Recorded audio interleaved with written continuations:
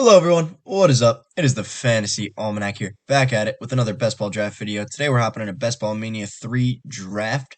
You put in $25, you draft up against 11 other people for a chance to win $2 million. $10 million in total prizes, but first place does get $2 million, so fingers crossed we get that with this draft here.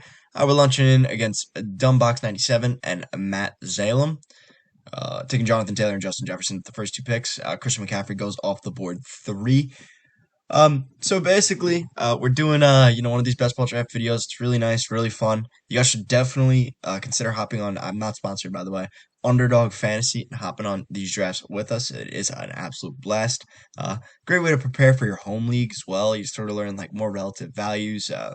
People who the money say are much better, or much more valuable than, let's say, on Sleeper or ESPN, things of that nature. So here, Austin Eckler comes off the board 4, Cooper Kupp 5. These ADPs, you see them at all times, which is really nice as well. So we see Jamar Chase, although he has a ADP of 5.4, has fallen a little bit. Cooper Kupp as well. Cooper Kupp falling to pick 5, which is a little rare. Before I am up, I would ask, please, very, very kindly, if you guys could, go down to the comments, leave a like on this video.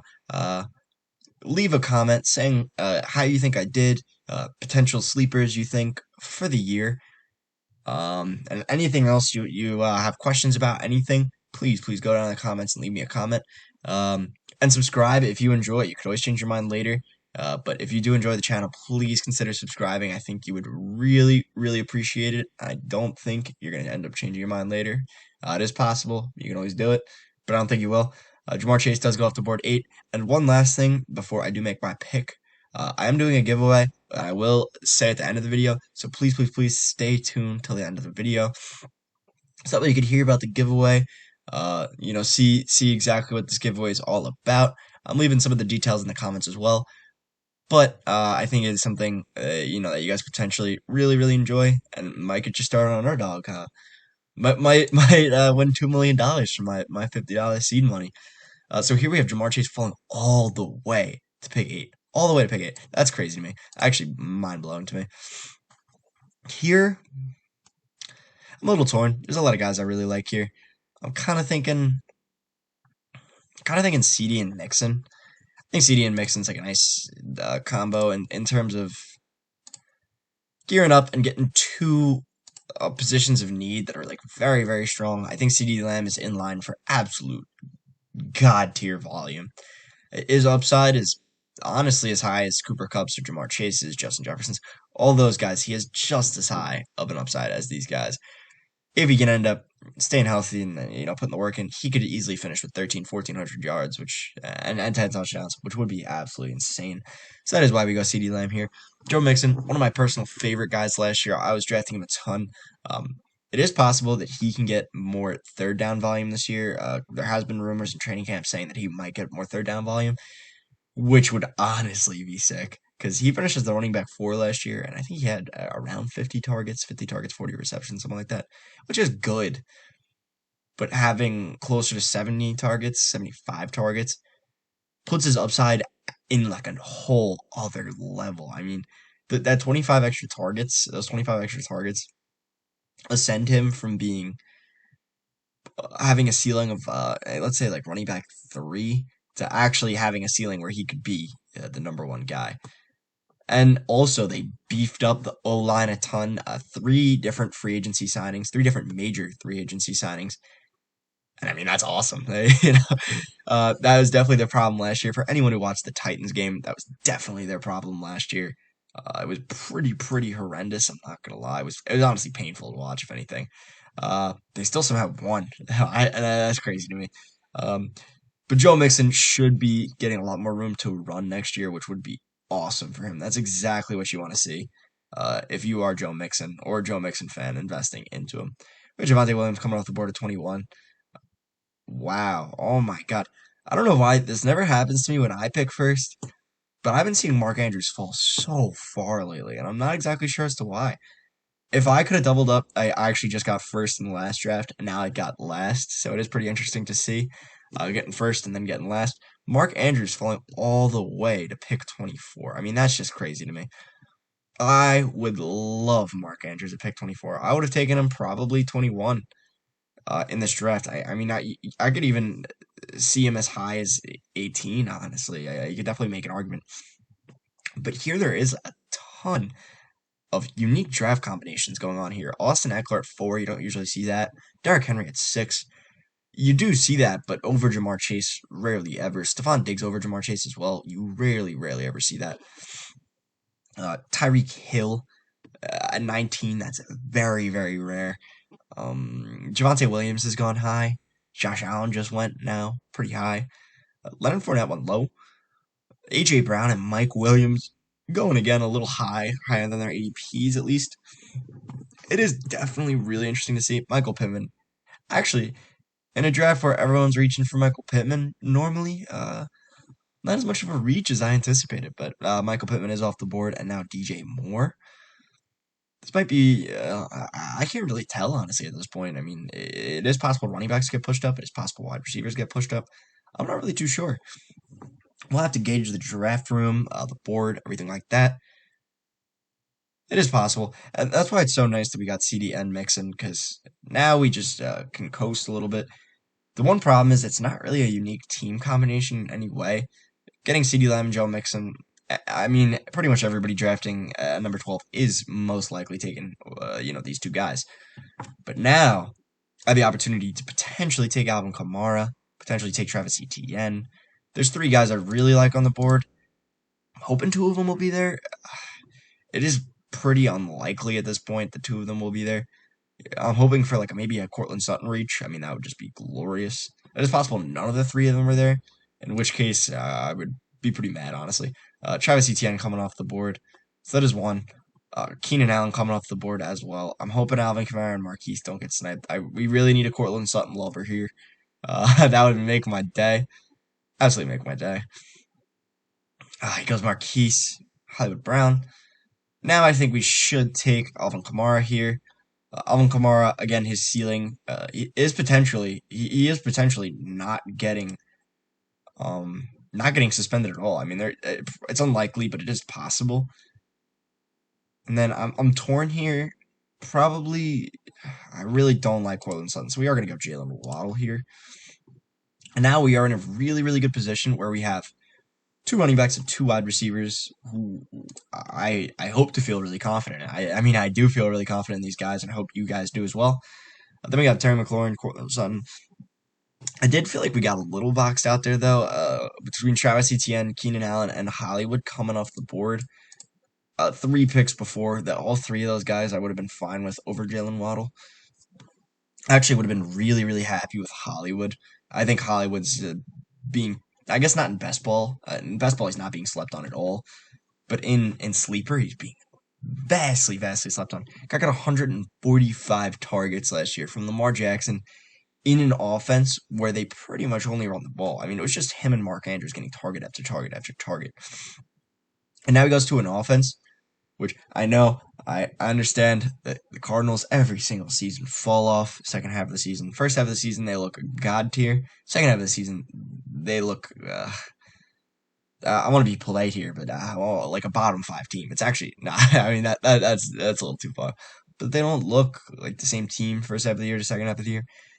I mean, my assumption on as to why is because Cliff Kingsbury's schemes are very predictable. You know exactly what he's going to do. He sends, 3 wide receivers out to the boundaries every single time.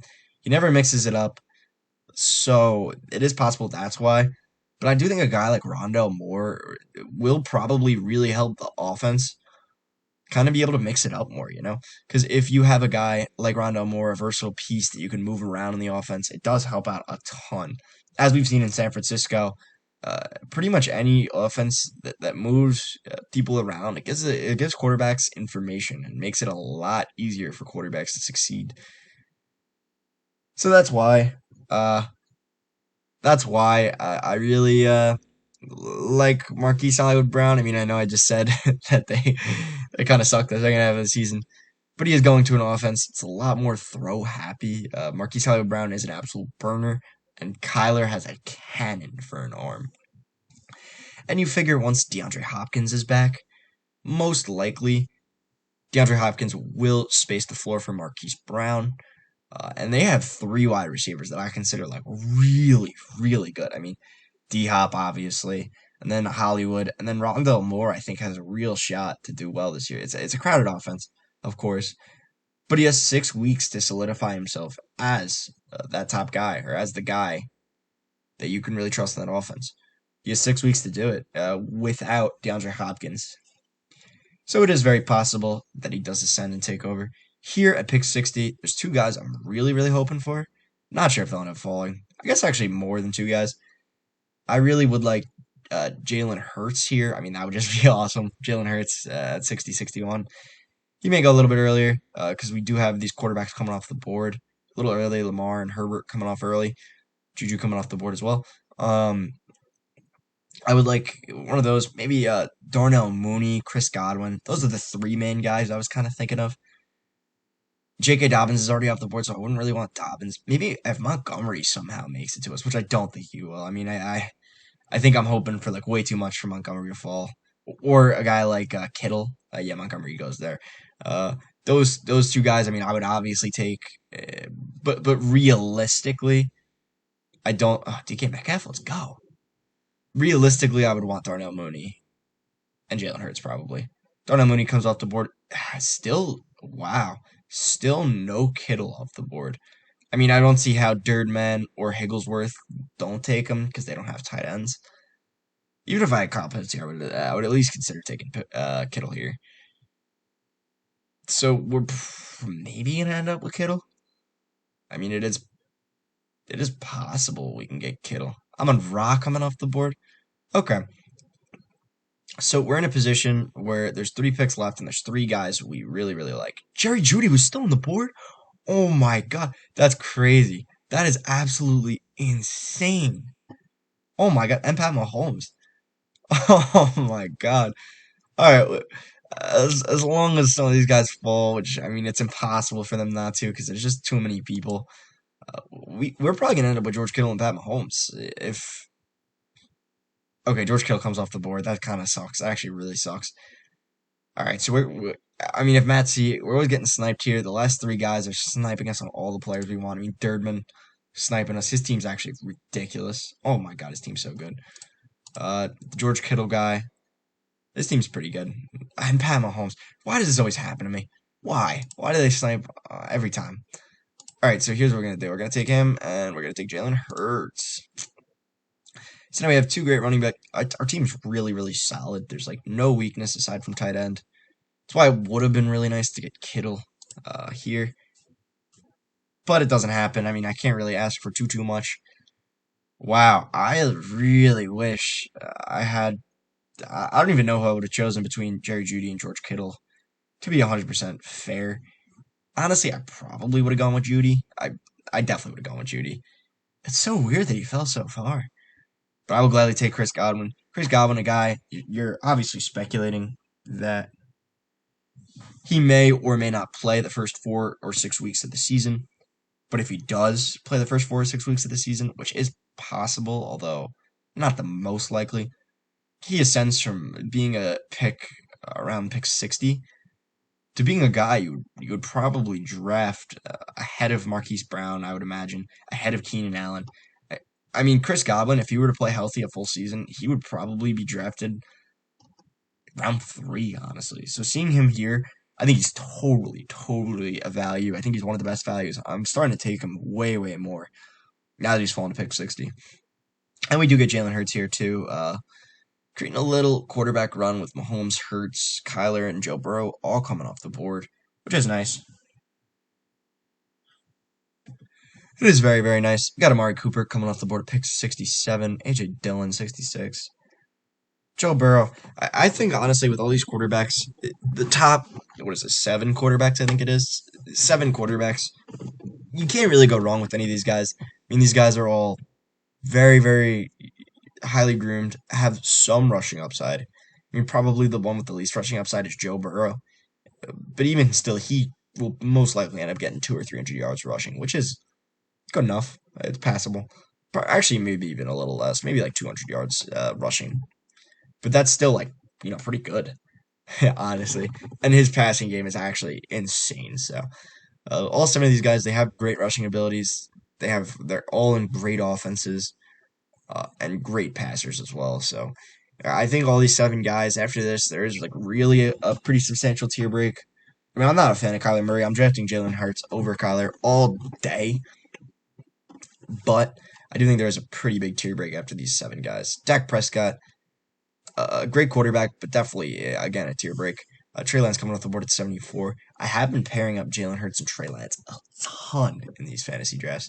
Antonio Gibson at 75 because Trey Lance in best ball has such high upside. I mean, if he hits his ceiling and has a Lamar like season, his rookie year, or I guess technically his second year, but his rookie year in terms of playing, he will easily ascend to be a top three, top four quarterback next year. Even if he does, let's say, put up 600 yards rushing and 3,500 yards passing with like 20 touchdowns and like, I don't know, 12 interceptions or something like that, he will be drafted as a top five quarterback the year after this, 100%. I drafted him in Dynasty for that reason. We got Russell Wilson coming off the board. I wonder who the best quarterback on the board is right now. Probably Tom Brady. Tom Brady's still on the board. Oh, I can pair up Chris Godwin and Tom Brady. That's perfect. Absolutely perfect. We got Drake London coming off the board at pick 80. So now we'll get our two quarterbacks. Probably, hopefully, try and snag. Actually, I could probably snag TJ Hawkinson here. It is nice. I do like TJ Hawkinson at where he's going here. I do think he's a value now. I've said this before. I think he's a value again. TJ Hawkinson. So I probably will go Tom Brady and TJ Hawkinson here.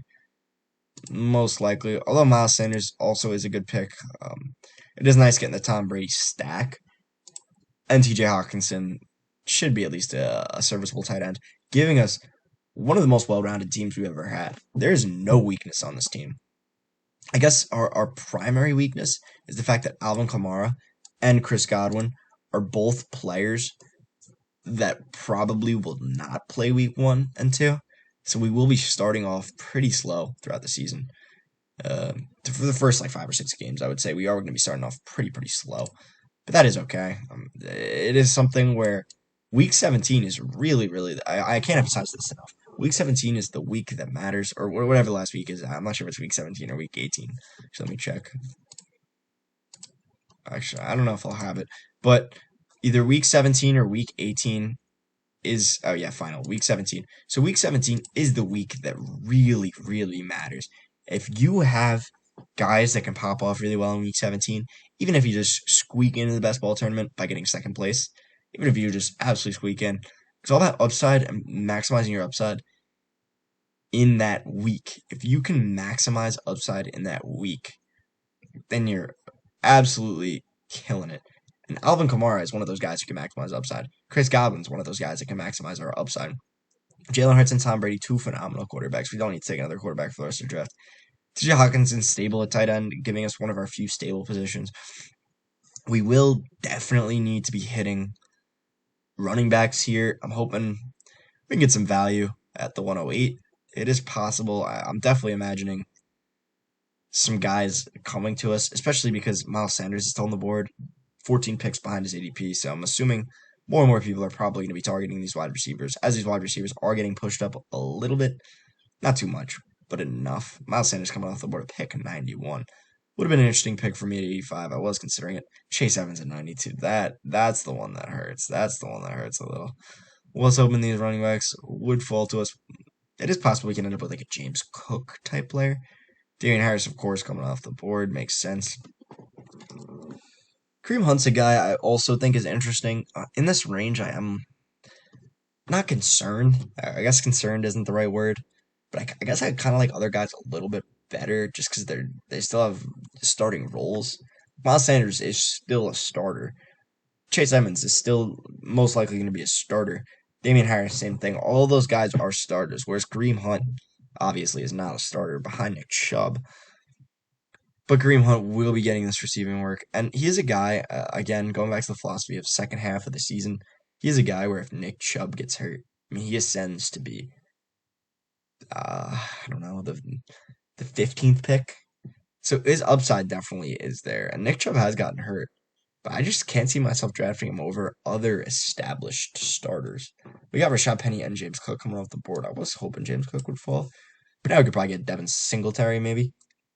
There's a few guys that could fall. I mean, we are 10 or 11 picks away at this point. And again, I think you guys all know who I'm targeting as well. Really, really hoping for my guy Christian Watson. I've been taking him absolutely everywhere. And I know I wouldn't be able to get him 2 rounds from now, so I'm going to take him 1,000%. And he's not going off the board. Devin Singletary coming off the board, picking 99. Who are the running backs on the board right now? They're probably a lot of pretty bad backs, honestly. That's the one problem with waiting at running back. I mean, we're definitely going to go Mark Ingram late as a nice handcuff to Alvin Kamara. If Alvin Kamara is to miss time, then his value skyrockets. Sky Moore coming off the board at the pick 100. Sky Moore, honestly, an absolutely great pick, I think, because he's going into a situation that's one of the best in the NFL. It's like the same thing with Christian Watson, but Christian Watson's situation is better. That's why I don't get why Christian Watson is so low. I really just, I don't. I think I'm playing the flag. My flag's been playing it, honestly, but I'm going to keep saying it. I'm going to keep hammering it. Please, please, please, J. Christian Watson. Especially in, like, sleeper redraft leagues. Please, please take Christian Watson. I beg, take Christian Watson. He basically costs you nothing. On sleeper, his ADP is in the 130s, which is ridiculous. And in best ball, his ADP is 117. And if he develops a connection with Aaron Rodgers, which is definitely possible, because who else is Aaron Rodgers throwing to? He's got Aaron Jones, Alan Lazard, and that's really it. So who else is he throwing to? Romeo Dobbs, maybe, which is possible. I do suggest getting a tiny bit of Romeo Dobbs just in case, because you have the potential to really like Romeo Dobbs. But other than that, who's he throwing to? He has to be throwing it to Christian Watson. I mean, there's just nobody else he could throw it to. So I recommend taking Christian Watson absolutely everywhere. And that's what I'm going to be doing right now when when I'm up again at the 108. I imagine he'll definitely still be there. Nobody takes Christian Watson here. Here, I really don't like the running backs at all on the board. So we're probably going to take Christian Watson here. And then after that, we don't need Aaron Rodgers or Derek Carr. I don't like these running backs much. We're probably going to take Garrett Wilson here, another pick where we're just reaching for the stars. And absolutely solidify this wide receiver room. Make sure our wide receivers are pretty strong. And it is nice, too, getting Garrett Wilson at the 109 and Christian Watson at the 108. Because now it frees us up. We could probably grab a tight end at 132 or 133.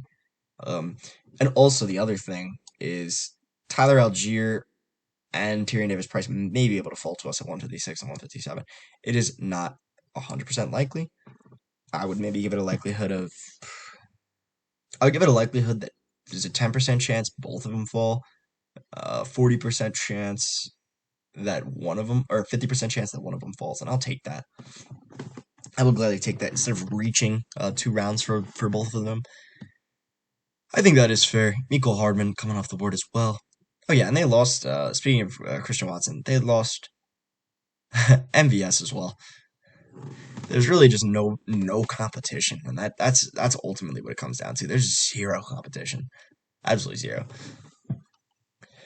Anyways, you guys all know how I feel about Christian Watson, so I'm not going to talk about him too much more. We got Kenneth Walker coming off the board here at 113. Kenneth Walker, a very interesting situation. We have Robert Woods and Treylon Burks at 101 and 104.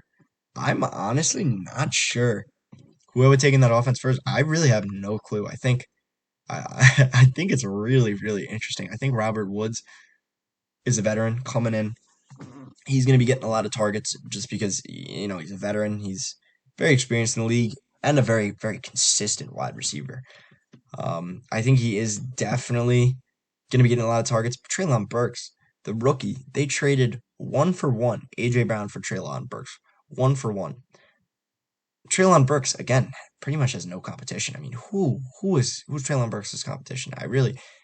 He doesn't have much. I mean, it's Robert Woods and then Austin Hooper at tight end. Derrick Henry, he was catching more passes out of the backfield last year, but I mean, do you really think Derrick Henry's going to be getting more than 30, 40 targets? I would say at the absolute most 50. Where else are these targets going to be going? If not to Robert Woods and Treylon Burks.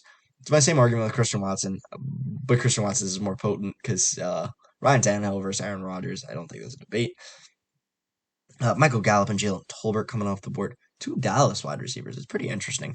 I usually like getting one of these guys, whether it be Michael Gallup, Jalen Tolbert, any of the three, or James Washington, any of those three guys.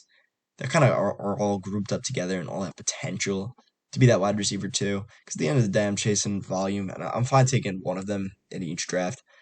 Let's say I end up with Michael Gallup. They pass more than anyone else. So I got Michael Gallup, and I say, okay, I hope he's the wide receiver too.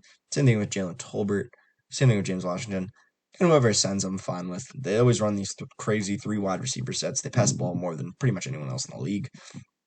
Everett Smith coming off the board at pick 124. I'm hoping Pat Freiermuth can make it to us. I mean, let's take two tight ends, which would actually be really, really nice. Pat Freiermuth, if not Gesicki. Either of those two I'd be fine with. Even Komet, honestly. That's why, I mean, I really like the tight ends in this range. I really, really do. Usually, I'm one of those guys who waits till pretty late on tight end. This year, I think, is a little different because I think Mark Andrews is being very, very slept on right now. So I don't think this year I will wait on tight end, especially with how much I like Mark Andrews this year. Um, but it is possible you can wait. Irv Smith, I think, is one of the best sleepers in the entire draft, in the entire best ball draft. I think the same thing about a lot of these. Cole Kmet, too. Because, again, they're just walking into crazy volume. I mean, I just think at the end of the day, it is a little tougher. It is a lot tougher, honestly, chasing receiving volume with these wide receivers and tight ends. It is. Admittedly, it's a lot tougher than chasing volume with running backs. Running backs, it's so easy to chase volume. Anybody with a pulse that's getting 20 touches will be getting you at least 8 fantasy points most weeks, or at least average above 8 fantasy points. That's why I hate drafting into committee backfields as well. I think committee backfields are I don't advise it at all. It's one of the most ill-advised things to invest into in fantasy. I would really, really like Ronald Jones here. Although Matt C has sniped me time and time again, so and he does only have 2 running backs. He has the same exact combination as me. He goes Pat Freiermuth. Okay, that's fine. We're gonna take Ronald Jones. We're gonna take Cole Kmet here. Deck out our tight ends. Now we realistically only need 2 tight ends. I mean, we probably should take a third, but I really don't like it that much. So I probably won't. But either way, we get Ronald Jones and Cole Kmet, which means now we really do only have to hope for one of the two between Tyrion Davis-Price and Tyler Algier, whichever one falls to us, if any. Which would be really nice, because I do think Ronald Jones is in a position where, if he does take over this backfield, will be one of the most successful. Like, he's one of the guys where he could vastly outperform his ADP, and you can't say that about everybody here. You can't say that about KJ Osborne, really. I mean, it's possible, but unlikely. I can't really say that about. I don't know. I'm looking at these guys. A lot of these guys can. It is like possible. Like you can make like crazy cases, but Ronald Jones is one of the most realistic. Like how much higher is Jacoby Myers really going to go versus ADP? I think he'll be better than his ADP. I think he's one of those guys who's really, really consistent. So it is possible it is pretty likely he outperforms his ADP, but he's not going to outperform his ADP and all of a sudden next year become a top 50 pick. He doesn't have that upside. Neither does Devontae Parker. Neither does Hunter Henry, Mike Gesicki. Although I do love Mike Gesicki. Cole Kmet doesn't have that upside. Jameson Williams, he does, and I would have considered him. I mean, not in terms of the fact that he will not finish as a top 10 wide receiver this year. It's absolutely guaranteed. But even if he puts up let's say he averages, 12 fantasy points a game, half point PPR. I mean, he's a guy who could easily be drafted top 50 in best ball next year. I mean, 100%. Naheem Hines off the board at 143. Okay, interesting. There's a lot of interesting stuff in this draft. Naheem Hines, somebody I would never take. I mean, I just don't think the upside is there. Yes, he has a lot of receiving volume and can still get you points standalone. Even if Jonathan Taylor does not get injured, but the ceiling's not there. The ceiling's not there at all. Joshua Palmer, the ceiling is indeed there. Tyler Algier, ceiling is indeed there. Robbie Anderson scares the crap out of me. I think Robbie Anderson, 110 targets, 53 receptions. I mean, what? I didn't even know that was possible. I've never seen that before. Less than half of your total balls. Yeah, granted, he had Sam Darnold. Now got Baker. I mean, I don't think Sam Darnold has any chance at starting this year. I mean, there's just no way. You don't go out and trade a fifth round pick for Baker not to start. I mean, they could say, and they did come out and say, "Oh, it's going to be equal competition. It's fight for who's best." But that's something they have to say. I think a lot of that stuff is just like things they have to say. Like they're never.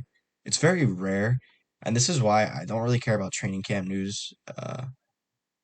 When it's like positive, but or coaches like talking about players when it's positive, but when it's negative, it's really bad in my opinion, because you have to speak out and be like really like frustrated with the player. If a player is bad, you rarely ever do it. It's like almost like complete suicide, I guess, in terms of like that player liking you. Like you're never gonna have that player or like you again if you call them out and say, "Listen, this guy sucks." In practice, he doesn't work hard, all that stuff. Coaches rarely ever see that. You have to be really bad. So that's why when listening to coaches, rarely do I ever care about positive stuff. I mean, it really just doesn't matter. Tyrion Davis Price coming off the board, but the negative stuff does matter. Here we also had a lot of quarterbacks coming off the board, which is pretty good. I do like that. We're kind of in pure backup territory in terms of I don't know. We really got shafted here. There's nobody I want. I mean, it's actually bone dry. Like this is like one of the worst boards I've ever. I mean, I'm gonna take Darrell Henderson here, just because he has proven that he can handle like somewhat of a workhorse load. And Cam Akers did tear his Achilles, so it is possibly re-injures that. But I don't really like the pick. I've really been drafting Darrell Henderson at all. And then I probably also will go Khalil Herbert here. He's definitely the number two, but he is a guy where if he does take over this number one job, I mean, he looks so good. Not take over. If David Montgomery gets injured or something like that, I mean, he did look so good. And then now we just don't have to worry about taking another running back for the rest of the draft. It does kind of stink though that we really don't have a viable number two to replace Alvin Kamara. That's really the main problem with this team. In terms of the fact that we're gonna have to really be filling in with like pocket change for a number two. But we do have some really talented wide receivers, tight ends, and quarterbacks to be able to compensate for that, which is really nice.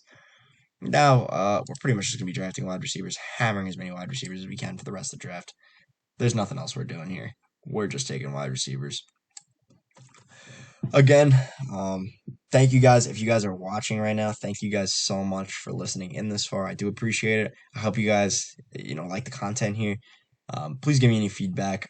If there is anything you think I should work on, please go down and leave a like, leave a comment. Please leave a comment saying anything you could say. Call me an idiot. I want to know how bad my draft is. I want to know how good my draft is. Anything you guys think, biggest sleepers, anything like that, and please subscribe. I mean, it would really mean the world to me. You can always change your mind later. I would really appreciate it. So thank you. We got Njoku here, Marlon Mack, Robert Tonyan, Corey Davis, and Nico Collins as well. Nico Collins is pretty interesting. I mean, Brandon Cooks is obviously the wide receiver one in that offense for this year, unless something catastrophic happens. But who is the wide receiver two? I mean, I don't think anybody knows. Nico Collins, it could be. It could be John Mechie. It could be Brevin Jordan. for all we know, you know? There's so many different people it could be. So I mean it is worth taking a shot on Nico Collins, I think. I really don't like Davis Mills. I think people are vastly overrating Davis Mills. He did go 16 and 12 in like a terrible offense. But like taking him in fantasy at all is just dumb in my opinion. Like why would you ever want Davis Mills in fantasy? He offers no rushing upside. And at best, and I'm being really, really generous here, he's below average pocket passer. He could obviously prove me wrong, but he doesn't have the draft capital to go about him. I mean, he's definitely, in my opinion, just a transitory quarterback. He's a journeyman. That's really what it comes down to. And he might not even be a journeyman. I mean, I expect him to kind of live like and this is again being very generous, a Gardner Minshew type of career. I think Gardner Minshew's a good quarterback. I mean, at least like very, very underrated.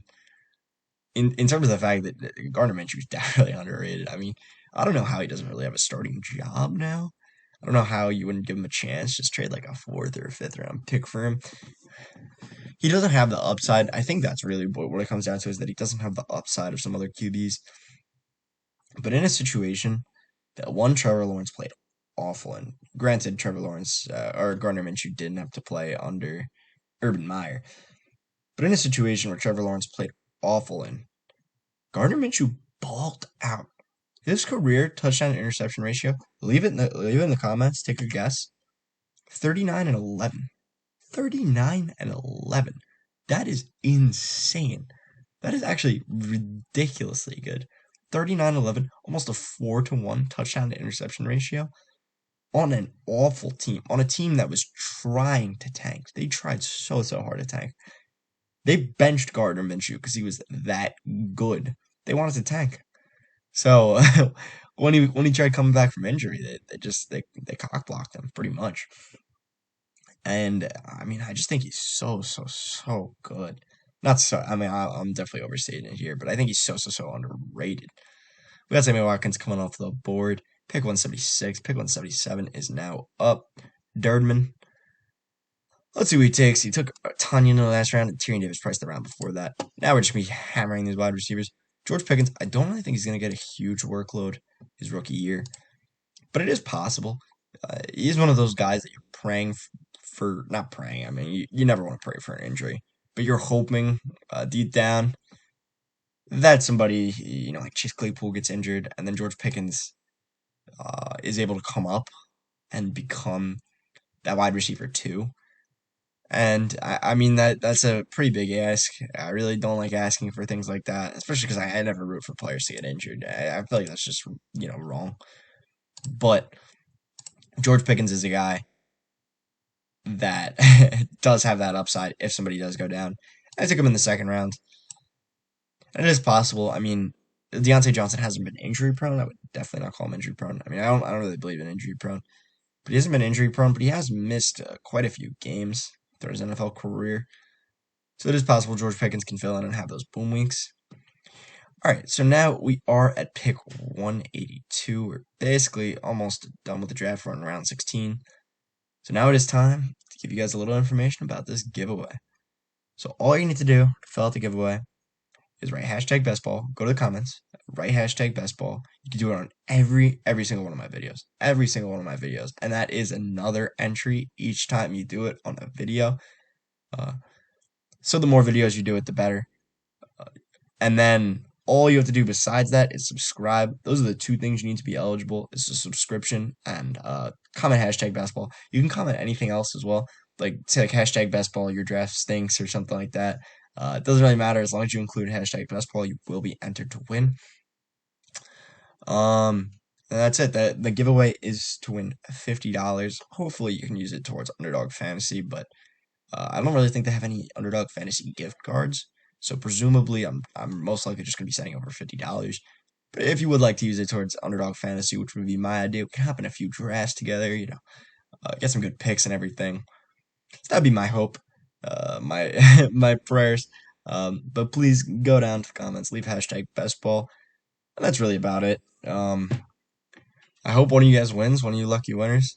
Put in And I will be giving away the $50 when I have 50 subscribers, 50-50 type deal.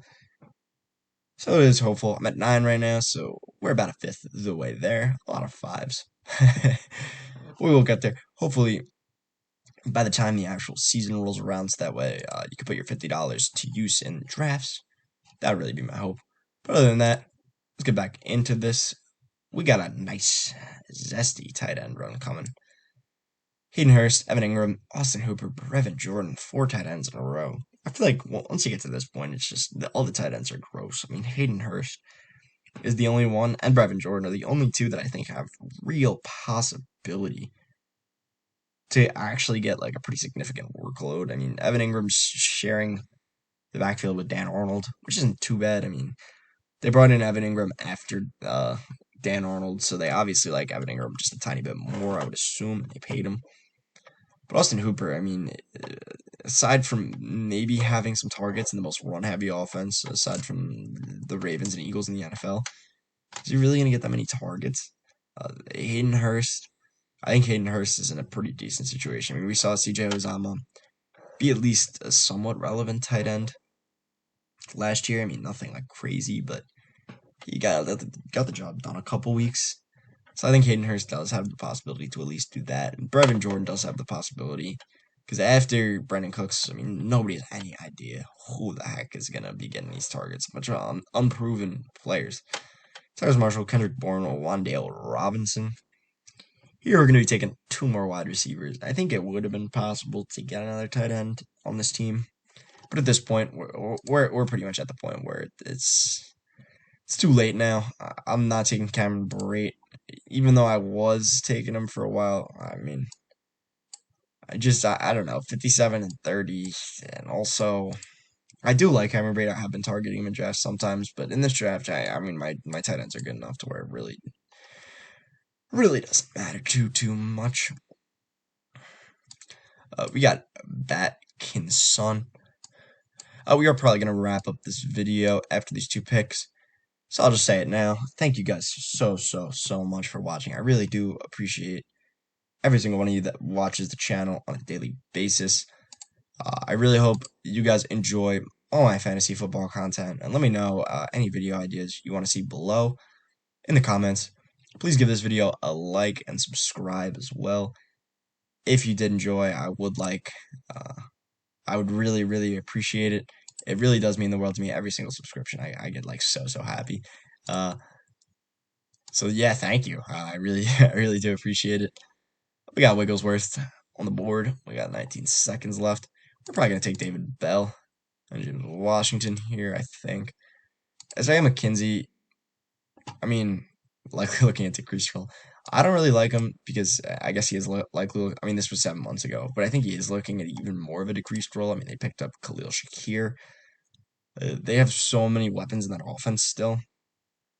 And Isaiah McKenzie, the whole experiment just did not work. All right, here we're going to go David Bell and James Washington. Let me know what you guys think of this draft below in the comments. And as always, thank you guys so much for watching and have a great night.